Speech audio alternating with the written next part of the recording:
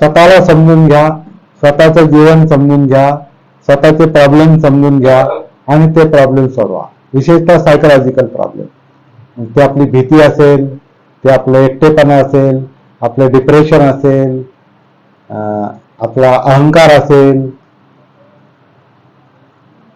Phobia, म्हणजे जे 99% जे सायकोलॉजिकल प्रॉब्लेम आहेत, हे प्रॉब्लेम बुद्धाच्या शिकवणीने विशेषतः जागृतीने सॉल्व्ह होतात, होऊ शकतात, असं मी खात्रीने सांगू शकतो. अनुभवातो, खात्रीने म्हणजे अनुभवातो. माझं आत्मकथन ज्यांनी वाचलं असेल त्यांना ही गोष्ट लक्षात येईल थोडंसं, की फार म्हणजे तो काळ गेला, भूतकाळात जमा झाला. तो त्रासही आपला होता का नव्हता असं म्हणता येतं मला. मी म्हणू शकतो आपला होता का नाही, तर